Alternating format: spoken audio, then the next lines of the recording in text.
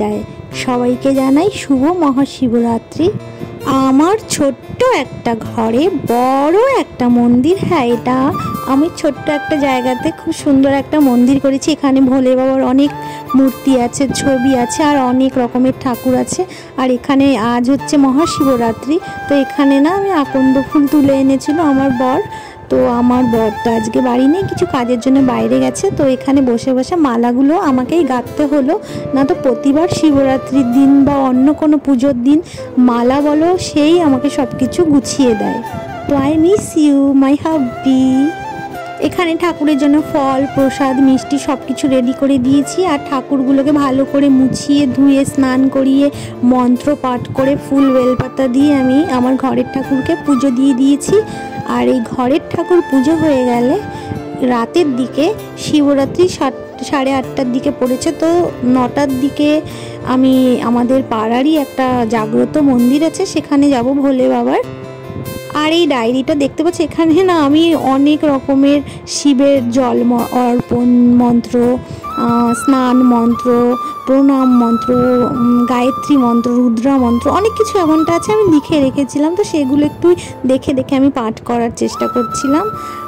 চেষ্টা নয়, এটা আমি রেগুলার সোমবারই কিছু কিছু মন্ত্র অনেক কঠিন তবুও আমি চেষ্টা করি ওগুলোকে পড়ে ঠাকুরকে ঠাকুরকে ভালো করে পুজো দেওয়ার জন্য। বলো সবাই ভম ভোলে। আর এই ফুল ফলের ডালিটা হচ্ছে গিয়ে আমি যেই মন্দিরে যাব সেই মন্দিরের জন্য আগে থেকে রেডি করে রেখে দিয়েছি। আর যেই বাড়ি থেকে দুধ নেওয়ার কথা, এখন তো দুধ হয়নি, তো সন্ধ্যের দিকে বলেছে নিয়ে আসতে, ওই জন্য ঘটিটাও আমি রেখে দিয়েছি। তো চলো একটু রেডি হয়ে নিই। তো আজ আমি কিন্তু শ্যাওলা কালারের শাড়ি পরেছি, খুবই সিম্পল সেজেছি। আর আমাকে কিন্তু ভিডিওটা ব্লগটা বানিয়ে দিচ্ছে কে জানো? চলো তোমাদেরকে দেখাবো। আমার একটা ননদটাকে কেমন দেখতে বলবে তো। আর আমার একটা ভাগ্নি, দুজন মিলে আমরা মন্দিরে যাব। আমি কিন্তু সারাদিন বা বিকেল টাইম ফ্রি টাইম আমি কিন্তু এই দুজনের সঙ্গেই মিশি, কারণ বাচ্চাদের সঙ্গে মিশলে না মন ভালো থাকে, বড়দের সঙ্গে একদম মিশবে না, আর মেশা ভালোও না, যত জটিলতা কথাবার্তা হয় সেখানটায়। পিঙ্ক কালারের ড্রেসটা ননদ আর সাইডেরটা ভাগ্নি।